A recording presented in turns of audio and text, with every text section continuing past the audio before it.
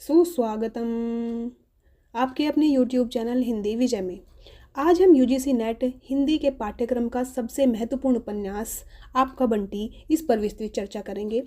ये उपन्यास मन्नू भंडारी के लेखन जीवन की एक ऐसी कृति है जो मनोवैज्ञानिक यथार्थ, परिवार और बच्चे की संवेदना, एक बच्चा है उसकी संवेदनाओं को बेहद ईमानदारी से सामने रखता है। इस वीडियो में हम सिर्फ सारांश ही नहीं बल्कि परीक्षा में पूछे जाने वाले सभी महत्वपूर्ण जितने भी आवश्यक जो बिंदु हैं उन पर चर्चा करेंगे। चाहे उसमें लेखिका का परिचय हो, चाहे उसमें भूमिका हो, चाहे उपन्यास की विशेषता हो, और सबसे महत्वपूर्ण जो आलोचक है उनकी जो उन्होंने जो कथन कहे हैं वो हो। साथ ही साथ महत्वपूर्ण उद्धरण और कथन जो इस उपन्यास में से महत्वपूर्ण मुझे लगे वो, और इन सभी का हम विस्तृत चर्चा करेंगे बिल्कुल स्पष्ट तरीके। तो वीडियो को अंत तक ज़रूर देखिएगा क्योंकि हर मिनट आपकी तैयारी को मजबूत बनाएगा। तो चलिए बढ़ते हैं सबसे पहले आपके बंटी की भूमिका की तरफ। तो चलिए बढ़ते हैं। आपका बंटी का ये मूल पुस्तक है, उसी के ये पृष्ठ हैं, ये फ्रंट पेज है। और इसके बाद ये जो उपन्यास है छात्र संस्करण है, मन्नू भंडारी इसकी कॉपीराइटर थे 2011, और 1979 ईस्वी में ये इसका पहला संस्करण आया था, और ये 2011 में ये इनका 21वां संस्करण है। चलिए बढ़ते हैं आगे। तो उपन्यास का जो भूमिका है उस भूमिका का ही नाम पूछ सकते हैं। सबसे पहले तो यहाँ से ही प्रश्न पूछा जा सकता है कि मन्नू भंडारी का जो उपन्यास है आपका बंटी, उसकी भूमिका किस नाम से है। तो आप बताएंगे जन्मपत्री बंटी की, और या फिर इसमें ये भी आ सकता है मन्नू भंडारी का वक्तव्य। तो कोई सा भी पूछा जाए, ये दोनों भी आ सकते हैं कि जो आपका बंटी है उसकी भूमिका किस नाम से है, मन्नू भंडारी ने किस नाम से दी है। तो जन्मपत्री बंटी की या फिर मन्नू भंडारी का वक्तव्य, या दोनों ही आ सकते हैं। तो चलिए देखते हैं मन्नू भंडारी ने क्या लिखा। वह बाकुरा की एक सांझ थी। अचानक ही पी का फ़ोन आया। तुमसे बहुत ज़रूरी बात करनी है, जैसे भी हो आज शाम को ही मिलो बाकुरा में। मैं उस ज़रूरी बात से कुछ परिचित भी थी और चिंतित भी। रेस्तरां की भीनी रोशनी में मेज पर आमने सामने बैठकर परेशानी और बदहवास पी ने कहा, समस्या बंटी की है। मुझे शायद मालूम हो कि बंटी की माँ, यानी कि पी की पहली पत्नी, अब यहाँ पर पी की पहली पत्नी के रूप में उल्लेख हुआ है, ने शादी कर ली। मैं बिल्कुल नहीं चाहता कि अब वह वहाँ एक अवांछनीय तत्व बनकर रहे, इसलिए तय किया है कि बंटी को मैं अपने पास ले आऊँगा। अब यहाँ देखो पी की पहली पत्नी, यहाँ पर इनडायरेक्टली ये अगर हो सकता है इनका कोई मित्र है या कोई सहयोगी है, उसके बारे में इन्होंने लिखा है। यानी बंटी के बारे में बोल रहे हैं कि मैं बिल्कुल नहीं चाहता कि अब वह वहाँ एक अवांछनीय तत्व बनकर रहे, इसलिए तय किया है कि बंटी को मैं अपने पास ले आऊँगा। अब से वह यहीं रहेगा और फिर वे देर तक यह बताते रहे कि बंटी से उन्हें कितना लगाव है, और इस नई व्यवस्था में वहाँ रहने से उसकी स्थिति क्या हो जाएगी। मैंने उनकी भावना, चिंता, उद्विग्नता को समझते हुए अपनी पहली प्रतिक्रिया व्यक्त की। आप ऐसा नहीं सोचते कि यह गलत होगा? आप ऐसा नहीं सोचते कि यह गलत होगा? मुझे लगता है कि उसे अपनी माँ के पास ही रहना चाहिए, क्योंकि साल में 2-1 बार मिलने के अलावा उसके साथ आपके आसंग नहीं है, क्योंकि जो इनका जो मित्र है जो भी है वो साल में 1-2 बार ही मिलने जाता है। और आप गलत नहीं सोच रहे, ये बोल रही हैं मन्नू भंडारी जी कि मुझे लगता है कि उसे अपनी माँ के पास ही रहना चाहिए, क्योंकि साल में 2-1 बार मिलने के अलावा उसके साथ आपके आसंग नहीं है, जबकि माँ के साथ वह शुरू से ही रह रहा है, एक छत्र होकर रह रहा है। इस नाजुक उम्र में वहाँ से वह उखड़ जाएगा, संभवतः यहाँ जम नहीं पाएगा। ये किसका पूरा कथन है? तो ये मन्नू भंडारी जी का है। मन्नू भंडारी जी कह रही हैं, लंबी बातचीत के बाद तय हुआ कि बंटी अभी कुछ दिनों के लिए वहीं रहे, लेकिन उस दिन लौटते हुए सचमुच बंटी कहीं मेरे साथ चला आया। आकर डायरी में मैंने बंटी की पहले जन्मपत्री बनाई, यानी कि इन्होंने लेखन प्रारंभ कर दिया, और ये जो है इन्होंने लिखना शुरू कर दिया। उस रात बंटी की विभिन्न स्थितियों के न जाने कितने कल्पना चित्र बनते बिगड़ते रहे। मुझे लगा बंटी अपनी नई माँ के घर आ गया है।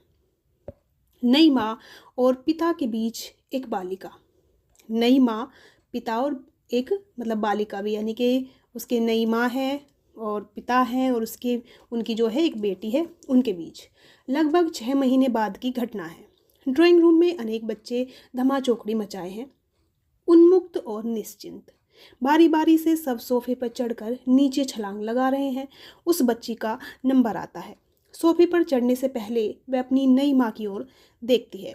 माँ शायद उसकी ओर देख भी नहीं रही थी, पर उन अनदेखी नज़रों में भी जाने ऐसा क्या था कि सोफे पर चढ़ने के लिए बच्ची का ऊपर उठा हुआ पैर वापस नीचे आ जाता है। बच्ची सहम कर पीछे हट जाती है। अनायास ही मेरे भीतर 6 महीने पहले का बंटी उस वातावरण में व्याप्त एक सहमेपन के रूप में जाग उठता है। यानी कि ये एक घटना देखते हैं और उससे रिलेट करती हैं। जैसे हम कभी कभी रिलेट नहीं करते किसी की कुछ घटनाओं को देखकर कि यह ऐसी घटना कुछ घटी थी, तो उसी को ये रिलेट कर रही है।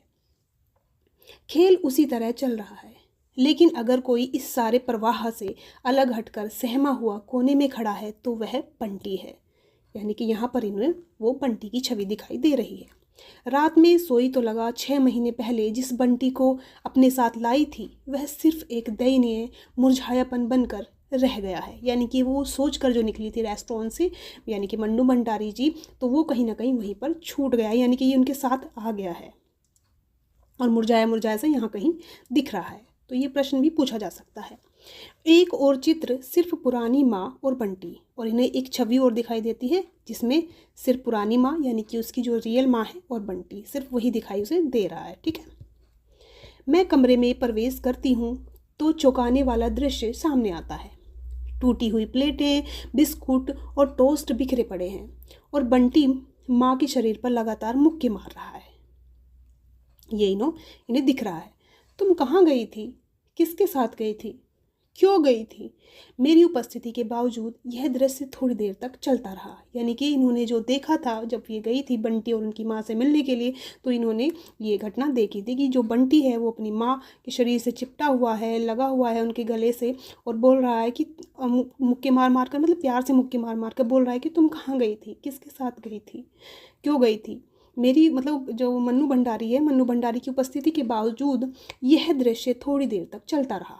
माँ तिलमिलाहट, गुस्से और दुख को दबाकर मेरे सामने सहज होने की बहुत कोशिश करती है, लेकिन उस वातावरण के थमघोटू तनाव में वहाँ फिर कुछ भी सहज नहीं हो पाता।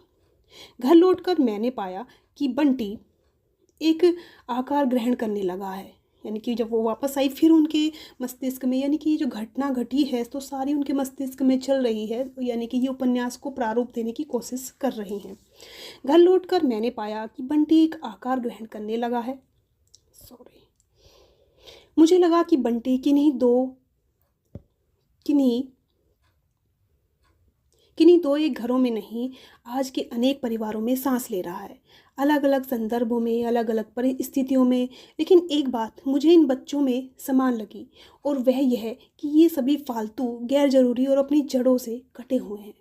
किसी एक व्यक्ति के साथ घटी घटना दया, करुणा और भावुकता पैदा कर सकती है, लेकिन जब अनेक जिंदगियां इस जैसे सांचे में ही सामने आने लगती हैं तो दया और भावुकता के स्थान पर मन में धीरे धीरे एक आतंक उभरने लगता है। तो ये कथन भी पूछा जा सकता है कि अगर ये किसी एक व्यक्ति के साथ घटी घटना दया, करुणा और भावुकता पैदा कर सकती है, लेकिन जब अनेक जिंदगियां एक साथ एक जैसे सांचे में ही सामने आने लगे तो दया और भावुकता के स्थान पर मन में धीरे धीरे एक आतंक उभरने लगता है। तो ये किसका कथन है? मन्नू भंडारी जी का। किससे है? आपका बंटी से। आपका बंटी में कहाँ से? उसकी भूमिका से। भूमिका का क्या नाम था? जो मन्नू भंडारी जी का वक्तव्य, या फिर बंटी की क्या है, जन्मपत्री बंटी की। मेरे साथ भी यही हुआ। बंटी के इन अलग अलग टुकड़ों ने उस समय मुझे करुणा, विगलित और उच्छ्वसित ही किया था, लेकिन जब सब मिलकर बंटी मेरे सामने खड़ा हुआ तो मैंने अपने आप को आतंकित ही अधिक पाया। समाज की दिनों दिन बढ़ती हुई एक ऐसी समस्या के रूप से जिसका कहीं कोई हल नहीं दिखाई देता। यानी कि जो तलाक या रिश्तों का जो विच्छेद हो जाता है, उसी के बारे में ये बात कर रही है। यही कारण है कि बंटी मुझे तूफानी समुद्र यात्रा में किसी द्वीप पर छूटे हुए अकेले और असहाय बच्चे की तरह नहीं, वरन अपनी यात्रा के कारणों के साथ और समानांतर जीते हुए दिखाई दिया। इसके बाद की स्थिति को देखने का सारा धरातल बदल गया।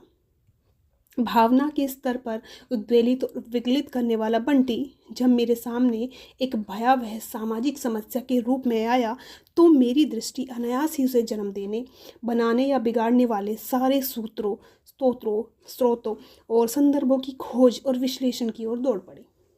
संदर्भों से काट कर किया हुआ बंटी का अध्ययन शरतचंद्रीय भावुकता भले ही जगा दे, उसे एक वैचारिक धरातल नहीं दे सकता। बंटी के तत्कालीन संदर्भ अजय और शकुन हैं। दूसरे शब्दों में वे संदर्भ अजय और शकुन के वैवाहिक संबंधों का अध्ययन है। यानी कि इन्होंने पात्रों को नाम देना शुरू कर दिया है कि शकुन और अजय हैं, जबकि बात किसकी थी? पी नाम से कोई दिया था। दूसरे शब्दों में वे संदर्भ अजय और शकुन के वैवाहिक संबंधों का अध्ययन और उसकी परिणति के रूप में ही मेरे सामने आए। यहाँ मुझे भारत जी की बात सही लगी कि जैनेन्द्र जी ने स्त्री पुरुष के संबंधों को जिस एकांतिक दृष्टि से देखा है, यानी कि यहाँ जैनेन्द्र जी की बात हो रही है, दृष्टि से देखा है, उसका एक अनिवार्य आयाम बंटी भी है। यानी कि इन आलोचना जो की गई है उसी के बारे में ये बात कर रहे हैं, क्योंकि शकुन अजय के संबंधों की टकराहट में सबसे अधिक पिसता बंटी ही है। यानी कि अजय और शकुन में तो टकराहट चल ही रही है, रिश्तों को लेकर तनाव चल ही रहा है, लेकिन इसमें पिसता कौन है? बंटी ही है। देखो ये कथन आएगा, मैंने इस जो क्लास है इसमें भी ये दिया है। शकुन और अजय तो आपसी तनाव की असहनीयता से मुक्त होने के लिए एक दूसरे से मुक्त हो जाते हैं। शकुन और अजय तो आपसी तनाव और असहनीयता से मुक्त होने के लिए एक दूसरे से मुक्त हो जाते हैं, लेकिन बंटी क्या करे? वह तो समान रूप से दोनों से जुड़ा है, यानी खंडित निष्ठा उसकी नियति है। चूंकि वह शकुन के साथ रहता है, इसलिए बंटी को उसकी समूची स्थिति के साथ समझने के लिए माँ बेटे के आपसी संबंधों के विश्लेषण के साथ ही कुछ गरिमामयी मिथ्या धारणाएं और सदियों पुरानी मिथ टूटने लगी। शकुन चक्की पीस पीस कर बेटे का जीवन बनाने में अपने आप को स्वाहा कर देने वाली माँ नहीं है। यानी कि जो शकुन है, जो बंटी की माँ है, वो पुरानी माँओं जैसी नहीं है। वो आधुनिक नारी है, वो शिक्षित है, वो अपने पैरों पर खड़ी है। और वो कैसी है? वो मतलब चक्की पीस पीस कर, यानी कि वो सिर्फ एक ही विवाह करने के बाद ही, उसी में बंधन में बंधे रहने के बाद ही अगर उसका पति कहीं और शादी कर ले और तो वहीं वो रोते रह जाए, तो वैसी वो स्त्री नहीं है। ये इसको समझ में आ गया है कि पहली जो पुरानी जो धारणा है वो सब टूट रही हैं, बल्कि स्वतंत्र व्यक्तित्व, आकांक्षाएं और आजीविका के साधनों से तृप्त माँ थी। अब ये कथन नहीं पूछा जा सकता है कि ये किसका है, कि शकुन चक्की पीस पीस कर बेटे का जीवन बनाने में अपने आप को स्वाहा कर देने वाली माँ नहीं थी, बल्कि स्वतंत्र व्यक्तित्व, आकांक्षाएं और आजीविका के साधनों से तृप्त माँ थी। इस नारी और माँ के आपसी द्वंद्व का अध्ययन ही शकुन को उसका वर्तमान रूप देता है।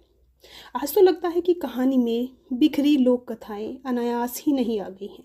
वे शकुन के जीवन की दो नितांत विरोधी स्थितियों, मिथ और वास्तविकता के अंतर विरोध को उजागर करती है। अगर माँ की ममता के मारे उस राजकुमार की कहानी है जो 7 समुद्र पार करके अपनी निष्ठा प्रमाणित करता है, तो सोनल रानी की भी कहानी है जो भूख लगने पर रूप बदलकर अपने ही बेटे को खा जाती है। ये लोक कथाएं भी इसमें देखने को मिलती है, सोनल रानी की कहानी और ये एक और कहानी। शकुन बंटी को माध्यम बनाकर अजय से प्रतिशोध लेती हो या बंटी में तन्मय होकर अपनी सार्थकता तलाश करती हो, उसे कभी हथियार के रूप में इस्तेमाल करती हो या कभी अपने एकाकी जीवन के आधार के रूप में, मुझे तो सभी कुछ को निहायत तटस्थ होकर एक मानवीय धरातल पर देखना समझना था। जिंदगी को चलाने और निर्धारित करने वाली कोई भी स्थिति कभी इकहरी नहीं होती। उसके पीछे एक साथ अनेक और कभी कभी बड़ी विरोधी प्रेरणाएं निरंतर सक्रिय रहती है। यानी कि यहाँ पर जो मन्नू भंडारी है, उपन्यास लिखने से पहले ही सारी चीज़ों को क्लियर कर रही हैं कि मैं ये जो उपन्यास लिख रही हूँ, इस उपन्यास में मुझे किसी पक्ष में नहीं बोलना है या किसी के विपक्ष में नहीं बोलना है। मैं तटस्थ होकर मुझे ये लिखना पड़ेगा और किसी भी घटना को घटने के लिए सिर्फ एक ही घटना जिम्मेदार नहीं होती। बहुत सारी घटनाएं जब इकट्ठा हो जाती हैं एक तरह की, तभी कोई एक बड़ी घटना बनती है। वही ये बताना चाह रही है। जिंदगी को चलाने और निर्धारित करने वाली कोई भी स्थिति कभी इकहरी नहीं होती। उसके पीछे एक साथ अनेक और कभी कभी बड़ी विरोधी प्रेरणाएं निरंतर सक्रिय रहती है। शकुन और बंटी दोनों के चरित्रों की वास्तविकता इन्हीं अंतर्विरोधों में जीने की वास्तविकता है। परोक्ष रूप में अजय के जीवन की वास्तविकता भी यही है। यानी कि ये नहीं है कि सिर्फ शकुन का जीवन ही इस कारण से है, इस साथ साथ जो अजय का जीवन है वो भी इन्हीं कारणों से है। शायद यही कारण है कि मैं इस त्रिकोण की किसी एक भुजा को न स्वीकार कर सकी, न ही गलत सिद्ध कर सकी। यानी कि मैं ना तो ये बोल रही हूँ कि जो अजय है वो गलत है, ना मैं ये बोल रही हूँ कि जो शकुन है वो गलत है, ना ही मैं ये बोल रही हूँ कि बंटी का जो व्यक्तित्व है, जो वो विरोधी या क्रोधी होने लगा है, वो गलत है। मुझे तो तीनों ही भुजाओं को लेकर चलना पड़ेगा। 3 भुजाओं में कौन कौन, अगर 3 भुजाएं पूछ ली जाए तो कौन कौन हो गई? शकुन हो गई, बंटी हो गई और अजय। इन तीनों भुजाओं को मैं साथ लेकर चली हूँ। पात्र अपनी अपनी दृष्टि संवेदनाओं की सीमाओं में एक दूसरे को गलत सही कर कहते रह सकते हैं। यानी कि जो उनकी संवेदना है वो पात्र एक दूसरे को गलत सही कह सकते हैं। लेकिन देखना यह जरूरी होता है कि लेखक की समझ किसी के प्रति पक्षपात तो नहीं कर रही। यानी कि अगर वास्तव में लेखन वही है कि जब आप कोई भी रचना लिख रहे हैं तो उस रचना में आप एक पात्र के प्रति ज़्यादा संवेदना व्यक्त करने के चक्कर में ये ना करें कि आप दूसरे पात्रों की जो दृष्टिकोण है या उनका जो मानना है उसको कहीं ना कहीं उसे दूर हटा दे। तो समाज को देखकर या जिस तरीके से भी हम उस रचना को लिख रहे हैं, सभी पात्रों को उभरने का और कैसी उनकी स्थिति हो सकती है वैसा ज़रूरी है। ये नहीं है कि आप अपनी समझ से या अपने अनुरूप पात्रों को घुमाने लगे। आप पात्रों को ना घुमाएं, पात्र आपके लेखन को घुमाएं। गलत और सही अगर कोई हो सकता है तो वे अजय। ये कथन बहुत महत्वपूर्ण है। गलत और सही अगर कोई हो सकता है तो वे अजय, शकुन और बंटी के आपसी संबंध है। इस पूरी स्थिति की सबसे बड़ी विडंबना ही यह है कि इन संबंधों के लिए सबसे कम जिम्मेदार और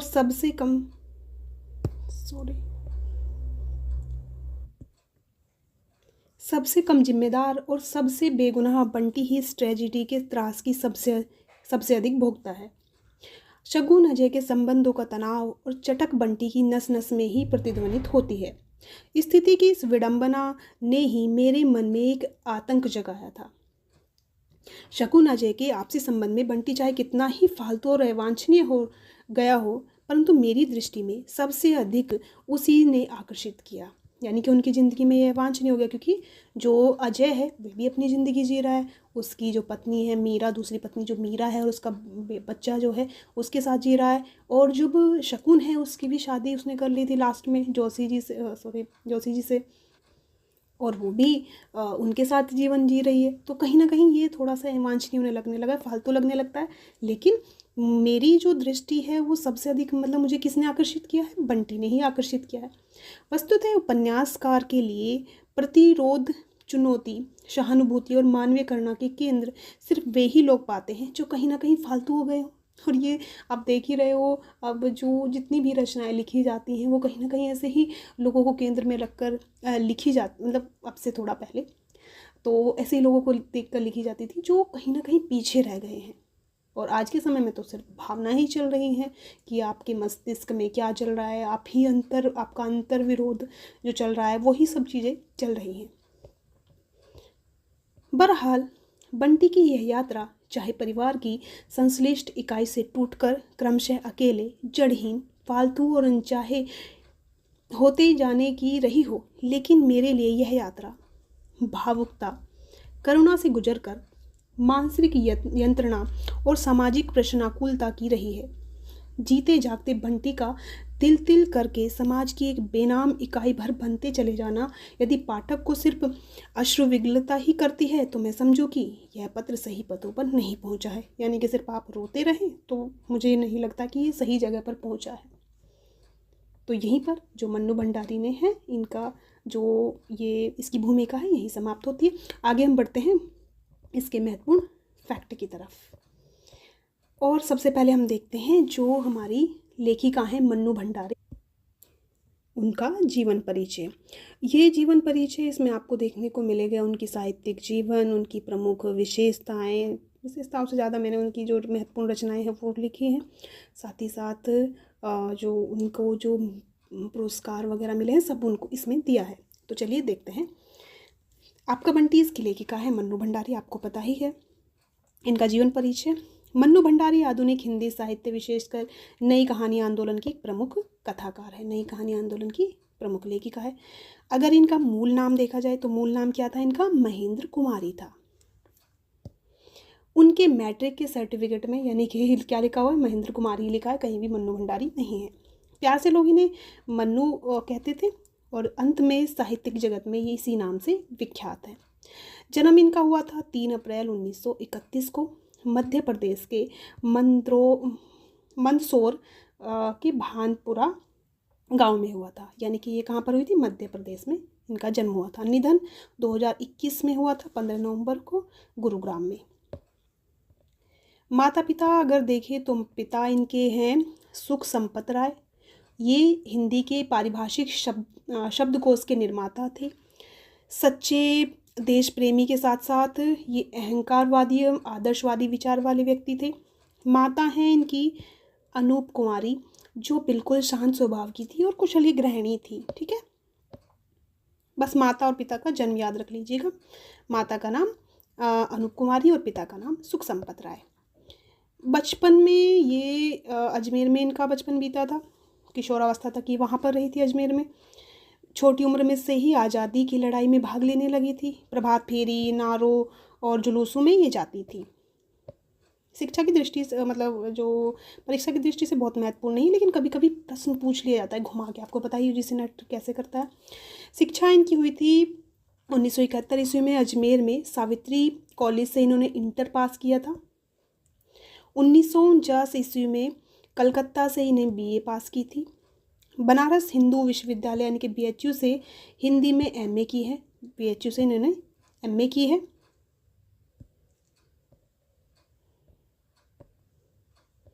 वैवाहिक जीवन अगर इनका देखें तो इनका विवाह 1959 ईस्वी में राजेंद्र यादव से हुआ था और ये अंतर्जातीय विवाह था, यानी कि इनका प्रेम विवाह कहते हैं हुआ था। तो सीधी सी बात अंतर्जातीय ही हुआ होगा, जरूरी भी नहीं, कभी कभी जाति का हो भी जाता है। पुत्री इनकी 1961 ईस्वी में इन्होंने जन्म दिया था और इनका साहित्य में नाम क्या है? रचना नाम से है और प्यार से इन्हें टिंकू बोलते थे। ठीक है, पुत्री इनकी कौन है? रचना है। जीवन में अगर इनकी रचना के बारे में देखा जाए तो 1952 से 1961 तक कलकत्ता में बालीगंज शिक्षा सदन में अध्यापन करती थी। 1964 से इन्होंने जो दिल्ली का मिरांडा हाउस है, जो दिल्ली विश्वविद्यालय है उसका मिरांडा हाउस कॉलेज में ये प्राध्यापिका के रूप में कार्यरत रही हैं 1964 से। ये विक्रम विश्वविद्यालय उज्जैन में प्रेमचंद सृजन पीठ की अध्यक्ष भी रही हैं। इनकी रचनाएं देख लेती हैं। तो इनकी रचनाएं जो मैंने यहाँ दी हैं तो कहानी है, उपन्यास है, नाटक है, आत्मकथा है, पटकथा है, आलोचना, इन क्षेत्रों में इन्होंने काफ़ी रचनाएं लिखी हैं। इनका बहुत योगदान रहा है हिंदी साहित्य को। तो सबसे पहले देख लेते हैं कहानी संग्रह। मैं हार गई, ये इनका 1957 का कहानी संग्रह है। 3 निगाहों की एक तस्वीर 1959, ये भी इनका कहानी संग्रह है। यही सच है, बहुत महत्वपूर्ण है। 1966 का ये कहानी संग्रह है। एक प्लेट सैलाब 1968 का। श्रेष्ठ कहानियाँ 1969 की। त्रिशंकु 1978। मेरी प्रिय कहानियाँ 1979। प्रतिनिधि कहानियाँ 1984। 10 प्रतिनिधि कहानियाँ 2001। नायक खलनायक विदूषक 2002। कथा पटकथा 2004। ये इनकी महत्वपूर्ण कहानी संग्रह है। अब देख लेते हैं बाल कहानी संग्रह कौन सा है। तो आंखों देखा झूठ, ये इनका बाल कहानी संग्रह है। उपन्यास की अगर बात करें तो इनका 1 इंच मुस्कान, जो इनके पति थे राजेंद्र यादव के सहयोग से इन्होंने 1961 में लिखा था 1 इंच मुस्कान। आपका बंटी, ये इनका प्रथम स्वतंत्र मौलिक मनोविश्लेषणात्मक उपन्यास है। 1971 का ये उपन्यास है जो आपके पाठ्यक्रम में लगा हुआ है।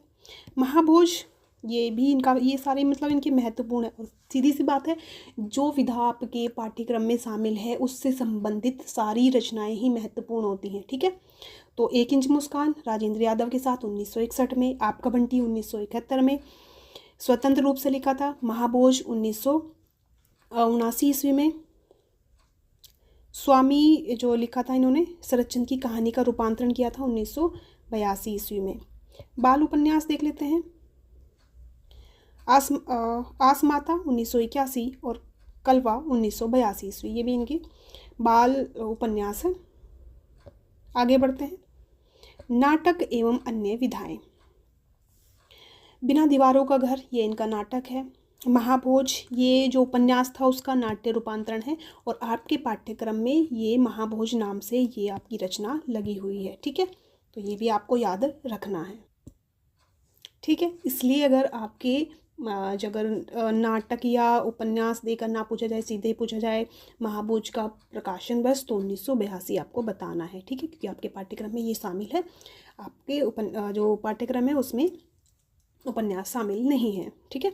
आत्मकथा एक कहानी, यह भी 2007 में इन्होंने लिखी थी। एक कहानी, यह भी 2007 की इनकी आत्मकथा है।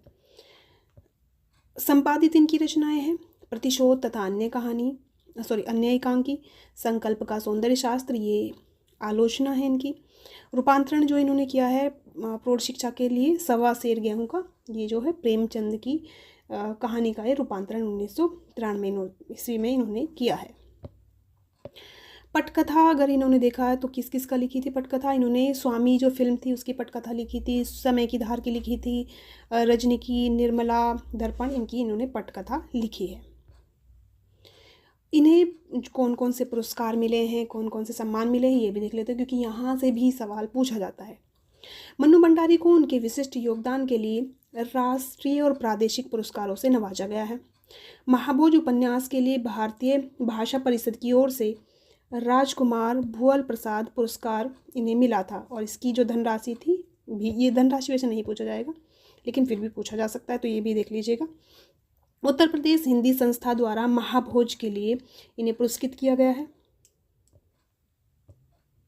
सर्वश्रेष्ठ फिल्म पुरस्कार जो इन्होंने पटकथा लिखी थी उसके लिए इन्हें मिला है सर्वश्रेष्ठ फिल्म पुरस्कार। भारतीय भाषा परिषद से कोलकाता द्वारा इन्हें सम्मानित किया गया है। काला कुंज सम्मान नई दिल्ली से इन्हें सम्मानित किया गया है। बिहार राज्य भाषा परिषद पटना से 1991 में इन्हें पुरस्कृत किया गया है। राजस्थान संगीत नाट्य अकादमी सम्मान भी इन्हें मिला है 2001-2 में। हिंदी अकादमी दिल्ली द्वारा श्लाघा सम्मान 2006-7 में। के बिरला फाउंडेशन द्वारा इन्हें 18वां व्यास सम्मान से सम्मानित किया गया है। और किसके लिए एक कहानी, यह भी, तो ये ज़्यादा महत्वपूर्ण है, शब्द साधक शिखर सम्मान, ये भी इन्हें मिला है। और इन्होंने जो है पुरस्कार अस्वीकृत भी कर दिए थे, यानी इन्होंने पुरस्कार लेने से इनकार कर दिया था। तो वो कौन सा था? आपातकाल के दौरान सन 1976 ईस्वी में मन्नू भंडारी को अत्यंत प्रतिष्ठित समझे जाने वाले पद्मश्री पुरस्कार और साहित्य कला परिषद दिल्ली द्वारा दिए जाने वाले पुरस्कारों से सम्मानित करने का निर्णय हुआ, किंतु मन्नू भंडारी ने विनम्रतापूर्वक दोनों ही पुरस्कार अस्वीकृत कर दिए थे, यानी कि इन्होंने दोनों पुरस्कार नहीं लिए थे। तो ये महत्वपूर्ण है। ठीक है, पद्मश्री से भी इन्हें सम्मानित किया जा रहा था, मना कर दिया था इन्होंने, बहुत बड़ी बात है। अब देखो, आपका जो बंटी है उस पर जाने से पहले, क्योंकि महत्वपूर्ण कथन बहुत पूछे जाते हैं, यानी कि जो विद्वान या आलोचक हैं वो जो कथन बोलते हैं वो पूछे जाते हैं, तो स्वयं मन्नू भंडारी जी ने ही बोला था, ये आपने देखा था अभी।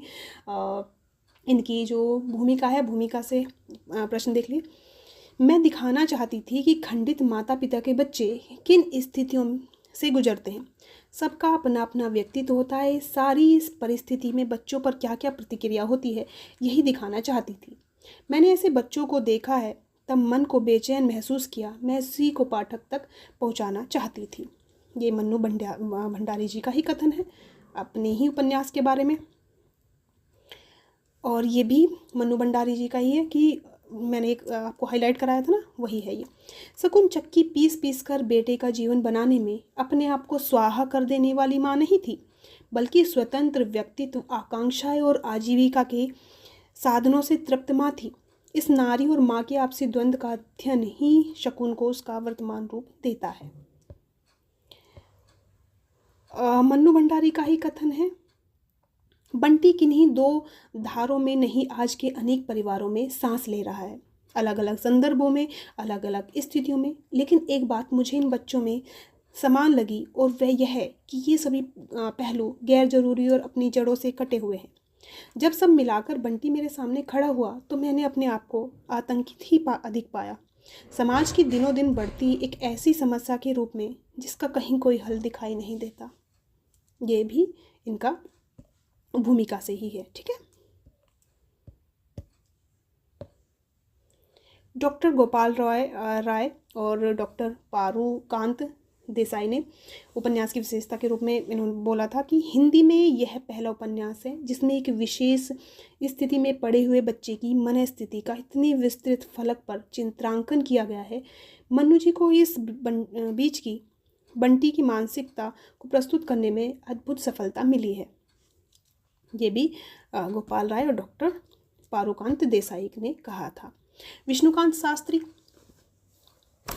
चूंकि इस उपन्यास का केंद्र बिंदु बंटी है, अतः सभी प्रसंग उसी के माध्यम से उभारे गए हैं। लोकप्रियता और साहित्यिक मान्यता में आजकल विरोध माना जाने लगा है। मेरा विश्वास है कि आपका बंटी इस धारणा का अपवाद साबित होगा। आप उसको लोकप्रियता भी प्राप्त होगी और साहित्यिक मान्यता भी प्राप्त होगी। ये किसने कहा था? विष्णुकांत शास्त्री ने। अगला जो कथन है चंद्रकांत पटेल ने इसकी समस्या के रूप में, मतलब मूल समस्या क्या है उसके बारे में बताते हुए कहा है कि आज की प्रमुख समस्या है व्यक्ति के अहम का निरंतर बढ़ते जाना। स्त्री जहाँ एक और शिक्षित हुई है वहीं उसका अहम भी बढ़ा है। इन दोनों के अहम टकराव में बंटी जैसे बच्चों की बलि का बकरा बनना पड़ता है। वे कहीं के नहीं रहते। ये इन्होंने जो कहा है कि मूल समस्या क्या हो सकती है, उनका ये दृष्टिकोण है, क्योंकि अहम का टकराव भी आने लगा है, क्योंकि ना स्त्री पुरुष को समझ पा रहा है ना पुरुष स्त्री को समझा पा रहे हैं। डॉक्टर राजेंद्र यादव जो है, इन्होंने कहा था कि अब बात सिर्फ प्यार, प्रेरणा और व्यक्तित्व के तोड़ने बनने की नहीं, आगे जाकर विवाह और संतान तक जाती है। कि सिर्फ जो बात है प्यार, प्रेरणा और व्यक्तित्व के तोड़ने बनने की नहीं, आगे जाकर विवाह और संतान तक जाती है। मन्नू ने आपका बंटी में इन तीनों को लिया है, मगर इन सब की मनोवैज्ञानिक दहशत भुगतनी होगी बंटी यानी संतान को। ये इसमें दिखाया गया है, यही बोला है राजेंद्र यादव जी ने।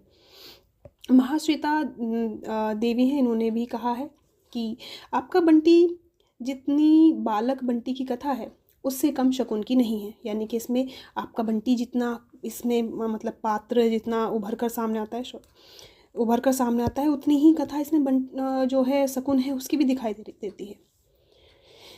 यह कृति बताती है कि एक औरत जब अपनी अस्मिता का संधान करने लगती है तो सक्षम भी हो जाती है, और यही बात पुरुष के लिए चुनौती बन जाती है और दाम्पत्य संबंधों में तनाव पैदा हो जाता है जो अलगाव तक पहुंच जाता है। इस तनाव और त्रासदी में पिस जाता है निर्दोष बच्चे।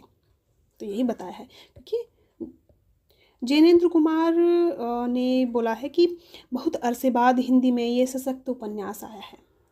लेखिका की क्षमता के लिए, नहीं कि मन्नू जी की क्षमता के लिए बोला कि बहुत अरसे बाद हिंदी में यह सशक्त उपन्यास आया है। लेखिका की अद्भुत क्षमता से मैं स्तब्ध रह गया हूँ। लेखिका का संयम एवं सहानुभूतिशील संवेदना इस रचना में प्रकट हुआ है। ऐसा मर्मस्पर्शता लेखकों में बहुत कम मिलती है। ये जैनेन्द्र कुमार ने किया था और यही जो बात है उन्होंने इंगित की थी। अब हम बढ़ते हैं मूल की तरफ। किसकी तरफ? जो आपका बंटी है रचना, उसकी तरफ। अब पात्र से आपको पता है जो गौण पात्र है, महत्वपूर्ण पात्र है, पता है कहाँ से प्रश्न पूछ लिए जाते हैं, तो वो यहाँ पर है कि किस रूप में देखा है। और प्रश्न आपको पता ही है, एक ही प्रश्न में कम से कम 4, 5, 6 प्रश्न पूछ लिए जाते हैं। ठीक है, तो सबसे पहले हमारा पात्र आता है बंटी। बंटी का क्या नाम था? अरूप बत्रा। ये उपन्यास का नायक है। कर्ता और भोक्ता दोनों ही रूप में देखने को मिलता है। इसकी अवस्था कितनी है, यहाँ से पूछा जा सकता है कि बताइए कि बंटी की अवस्था कितनी थी उपन्यास में? 10 वर्ष। बंटी का नाम क्या था? अरूप बत्रा। माता पिता की तलाक की त्रासदी का एक केंद्र बनकर रहता है। उसमें अहम है, विद्रोह है, बौद्धिकता है, कुंठा है, अकेलापन और भय जैसी मानसिक वृत्तियाँ भरी हैं। वह टाइप न होकर मूल है। ये भी इसमें बोला गया है, रचना में मूल रचना है। अगले पात्र जो है इसमें है शकुन।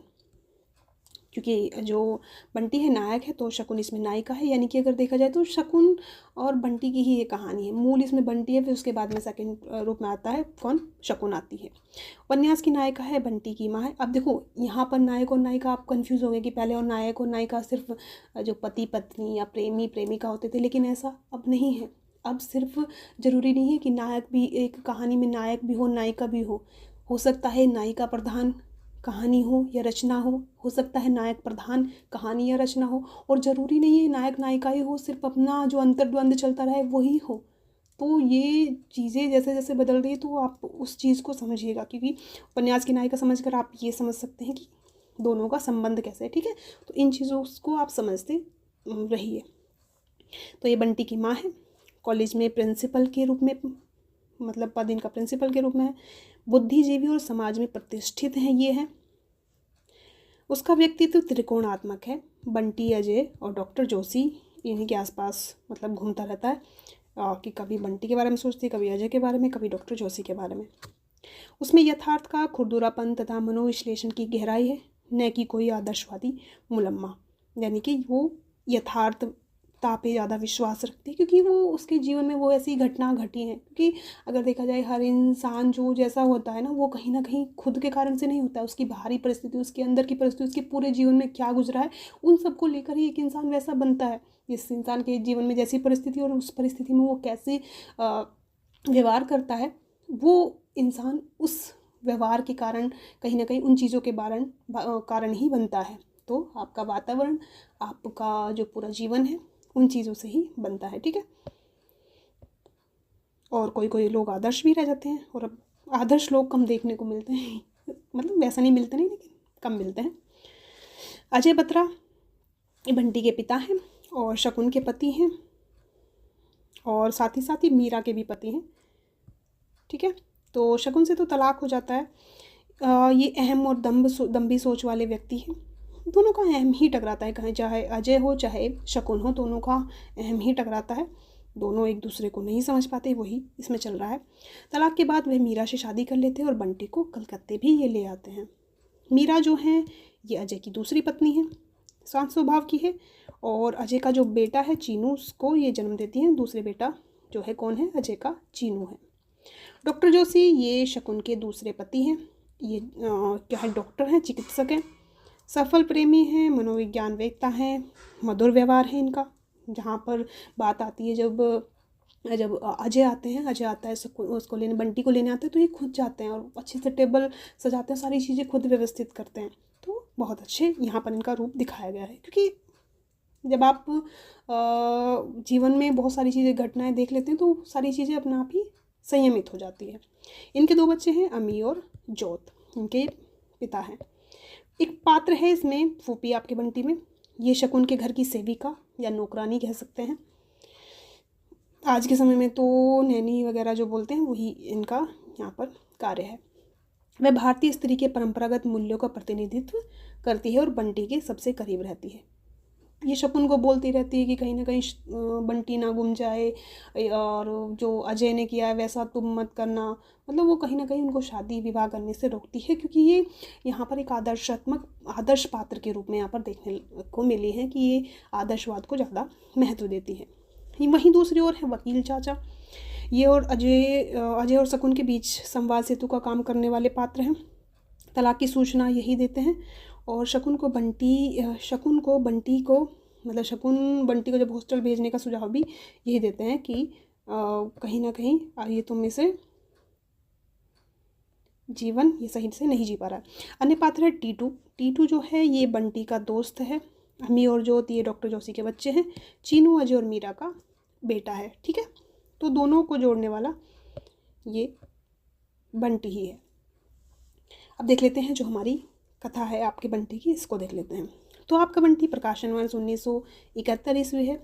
मन्नू भंडारी का प्रथम मौलिक मनोविश्लेषणात्मक उपन्यास है, जो दाम्पत्य, तलाक, मातृत्व एवं अकेलेपन से उत्पन्न उलझनों को चित्रित करता है। उपन्यास कितने खंडों में विभक्त है, याद रख लीजिएगा, 16 खंडों में विभक्त है। प्रारंभिक द्वंद्व और अलगाव उपन्यास का आरंभ बंटी के माता पिता शकुन और अजय के बीच अहम और दम सोच के कारण बढ़ते तनावों से होता है। तो उपन्यास का प्रारंभ किससे होता है? जो बंटी के माता पिता हैं उनके बीच के जो दम और अहम वाली सोच है उसके कारण जो बढ़ रहे तनाव थे उसी के कारण, मतलब उसी से ये शुरू होता है। बंटी को अपनी माँ घर के सहज रूप में अच्छी लगती है। बनावटी श्रृंगार की प्रिंसिपल माँ नहीं अच्छी लगती। जब शकुन के साथ मतलब कॉलेज जाता है, शकुन के कॉलेज में, तो उसे प्रिंसिपल माँ बिल्कुल पसंद नहीं आती क्योंकि वो उसे खड़ूस लगती है, बनावटी लगती हैं। तो इसको अपनी माँ ही अच्छी लगती है, जब घर पर रहती है उस रूप में इसको अच्छी लगती है। बंटी की भावनात्मक बोझ तलाक के बाद बंटी माँ के साथ दिल्ली में रहता है। मम्मी के एकमात्र सहारे के रूप में बंटी खुद पर हजार जिम्मेदारियां महसूस करने लगता है। वह पिता की तस्वीर और खिलौनों को अलमारी में बंद कर देता है, यह सोचकर कि सारे दिन मम्मी को उदास रखने वाले, रुलाने वाले पापा की यही सजा है, इसलिए वो सबको बंद करके रख देता है कि वो सोचता है कि माँ परेशान ना हो, कि मैं पिता से दूर हूँ तो उनकी जो चीज़ें उनसे भी दूर रहूँ। तलाक और पुनर्विवाह। वकील चाचा शकुन को अजय द्वारा तलाक के फॉर्म पर हस्ताक्षर करने की सूचना देते हैं। अजय मीरा से और शकुन जो विदुर यानी कि जो जिनकी पत्नी मर चुकी है डॉक्टर जोशी से विवाह कर लेती है। डॉक्टर जोशी के बच्चे अमीर जोत हैं भी शकुन के साथ रहने लगते हैं, यानी कि ये पहले कॉलेज के उसमें रहती थी और फिर आके जो डॉक्टर जोशी के घर पर रहने लगती हैं। बंटी का विस्थापन और विद्रोह। बंटी नए घर में खुद को अपेक्षित महसूस करता है। माँ का ध्यान डॉक्टर जोशी और उनके बच्चों की ओर जाने से उसका स्वभाव चिड़चिड़ा हो जाता है और वह जानबूझकर माँ को दुख पहुँचाने में आनंद लेने लगता है, क्योंकि स्वभाव है। डॉक्टर जोशी को पापा कहने से मना कर देता है। डॉक्टर जोशी मतलब शकुन बोलती है कि डॉक्टर जोशी तुम्हारे पिता हैं, उनको पापा बोलो, तो वो कहने से मना कर देता है। फूफी जो पुरानी पीढ़ी की प्रतिनिधित्व करती है घर छोड़कर चली जाती है हरिद्वार। अंतिम त्रासदी। इसमें क्या होता है? बंटी माँ के बदलते हुए व्यवहार से तंग आकर पिता को पत्र लिखकर कलकत्ते चला जाता है। वहाँ भी सौतेली माँ मीरा और छोटे भाई चीनू के कारण वह सहज नहीं हो पाता। अजय और मीरा के विरोध के बावजूद अंततः बंटी के सुंदर भविष्य के लिए उसे हॉस्टल में दाखिला करवाने का निर्णय ले लिया जाता है। बंटी को माता पिता के रहते हुए भी अनाथ की भांति हॉस्टल में जीवन बिताने के लिए मजबूर होना पड़ता है।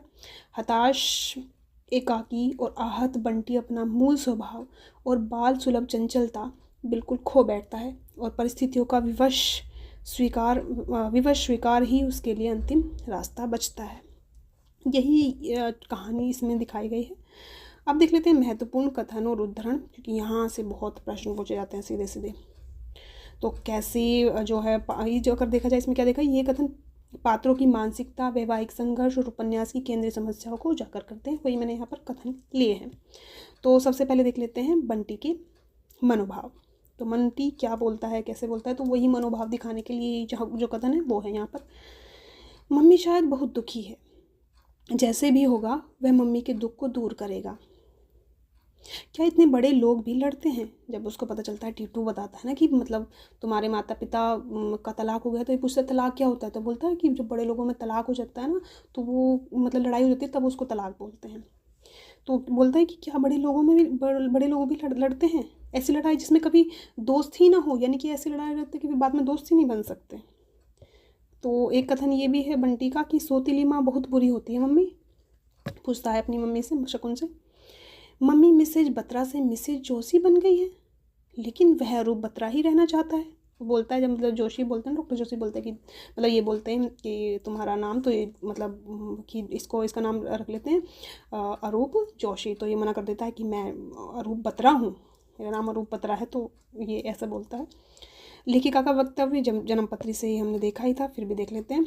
शकुन अजय के आपसी संबंधों में बंटी चाहे कितना भी फालतू और अवांछनीय हो गया, परंतु मेरी दृष्टि की सबसे अधिक उसी ने आकर्षित किया है। वस्तुतः उपन्यास का केंद्र पात्र बंटी ही है। अब है शकुन के द्वंद्व और यातना। शकुन के कथन है, अपने मन को मार लो, बस यही सबसे बड़ी तपस्या है। औरत कहीं की कहीं पहुंच जाए, फिर भी पुरुष का साथ उसके लिए कितना ज़रूरी है, पर वह साथ हो सही अर्थों में। यानी कि ये कथन जो है शकुन के द्वंद्व को दिखाता है कि वो बोल रही है कि औरत कहीं की कहीं पहुंच जाए फिर भी पुरुष का साथ उसके लिए कितना ज़रूरी है, पर वह साथ हो सही अर्थों में, ऐसा ना हो कि सिर्फ दिखाने के लिए साथ हो और वास्तव में एक दूसरे के साथ उनका संबंध अच्छा ना हो। तो ये कथन है शकुन का। ये कहीं ना कहीं जो नई सोच है, नई धारणाएं हैं, उसको व्यक्त करती हुई है।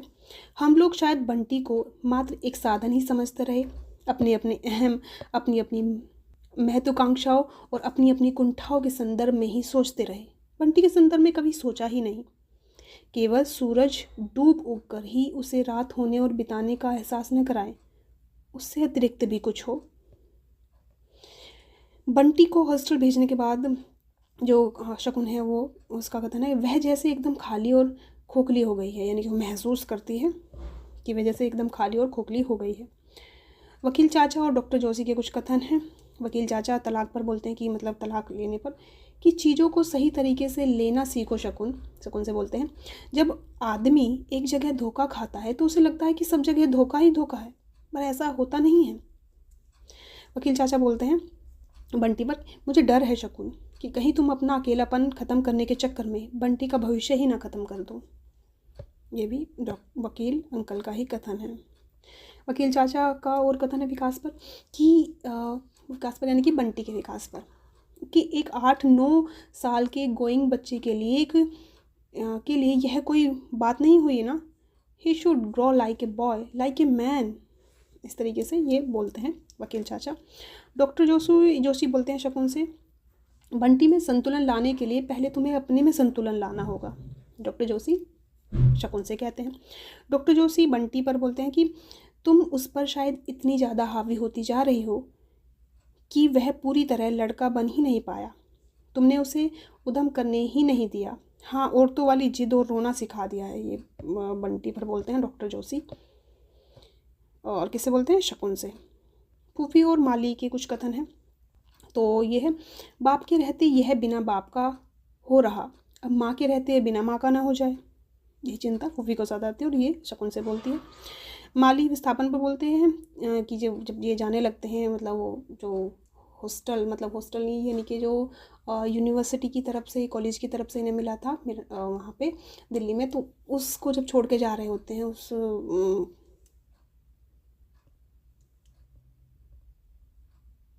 उस आवाज़ को, तब माली बोलता है कि ये तो सूखेंगे ही, उस ज़मीन की खाद पानी की पत्तियां हैं, ये तो सूख कर झड़ जाएंगी, फिर नई पत्तियां फूटेंगी, जगह जड़ पकड़ने के बाद कोई नहीं, कोई डर नहीं। दार्शनिक और कुछ मतलब आलोचनात्मक कथन है, जैसे कुछ पूछ ले जाए कि ये किस रचना से लिया गया है, इस प्रकार के।